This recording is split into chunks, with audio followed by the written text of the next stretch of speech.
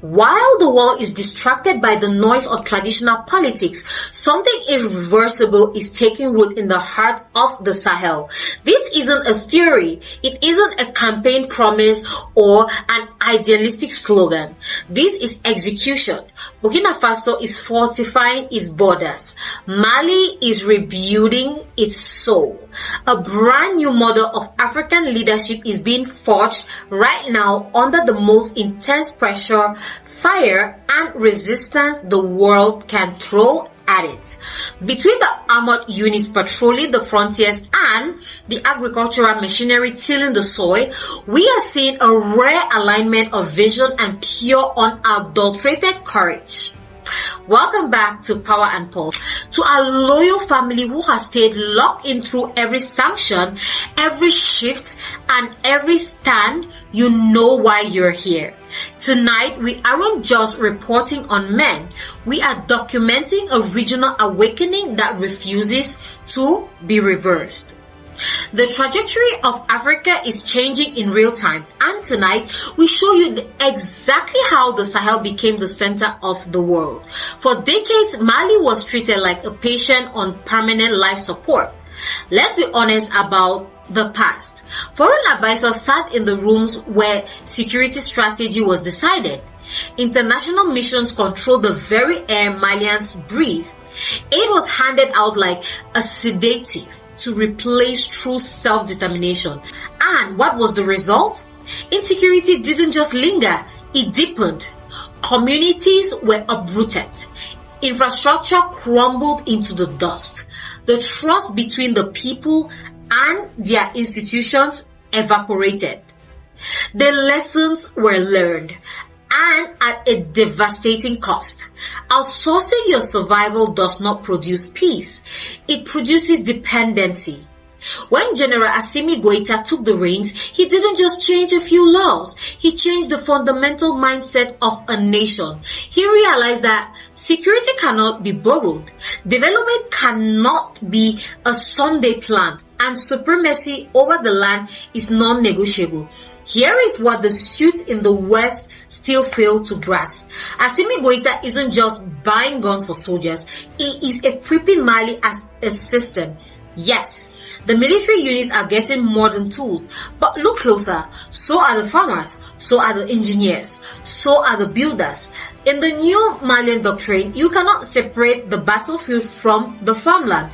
You cannot separate a paved road from national security. You cannot separate a family having a home from the concept of peace. In this new architecture, the farmer is no longer invisible. They are the front line.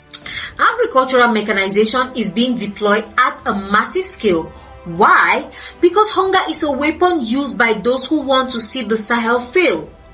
Abandoned land becomes a playground for instability.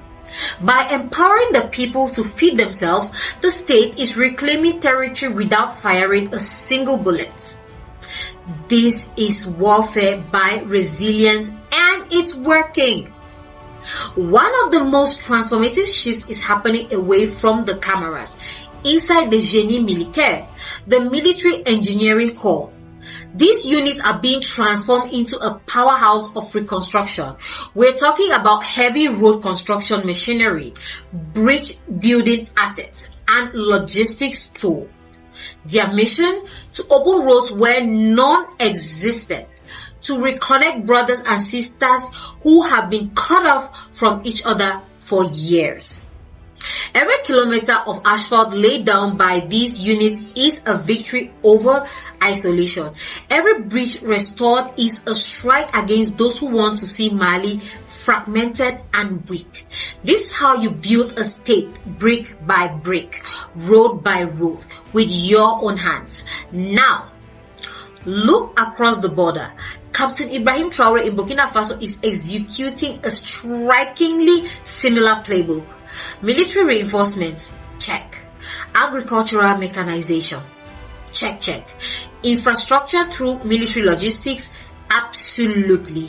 From the Faso-Mebo initiative to massive national road projects, Burkina Faso is aligning defense and development into one single coherent force. This isn't a coincidence, people. This is regional convergence. Don't let the media reduce this to personalities. Traore and Goita aren't mirroring each other out of some superficial admiration. They are responding to the same brutal historical reality. A reality where dependency failed, where foreign prescriptions collapsed, and where patients finally ran out. Both leaders choose the heat of action over the cold comfort of foreign approval. So, different nations, same iron resolve. What Mali and Burkina Faso are doing is deeply unsettling to the old world order. Why? Not because they are loud, but because they are becoming self-sustaining. When a state controls its own security, its own food systems, and its own infrastructure, the external leverage that starts to dry up. Sanctions lose their bite. Foreign narratives lose their sting. Global pressure stops being effective. That is why this government is watched with such nervousness by the former masters. This is why it is so often misinterpreted as instability.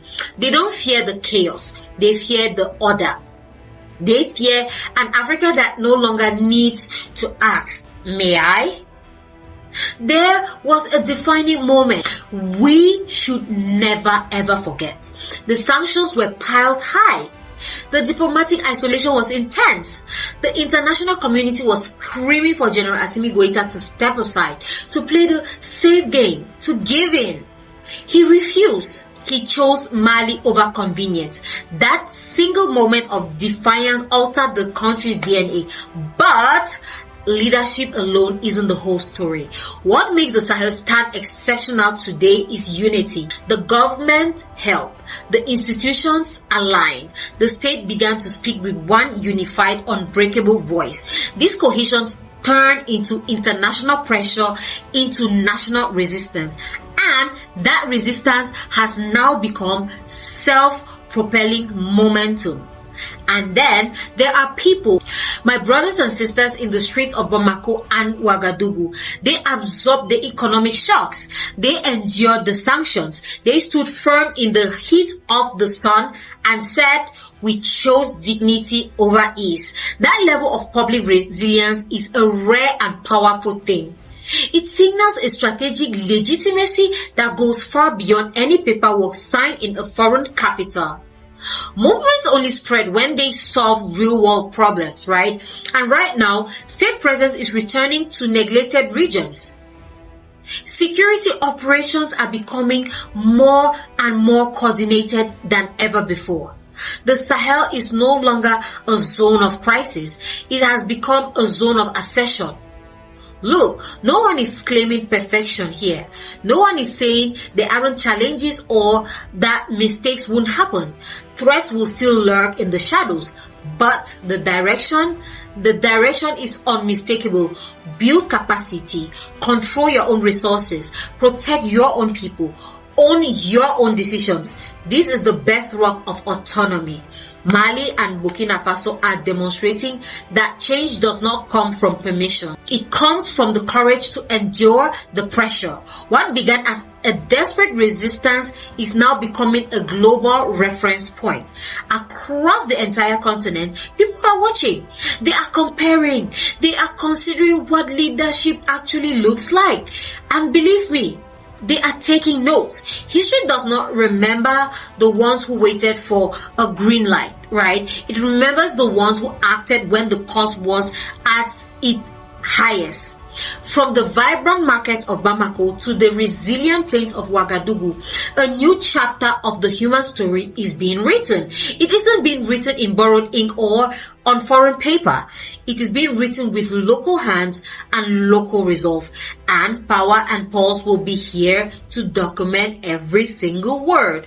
We aren't here to flatter. We aren't here to exaggerate. We are here to record the truth while it is still alive and unfolding in front of our eyes. The era of patient on life support is over.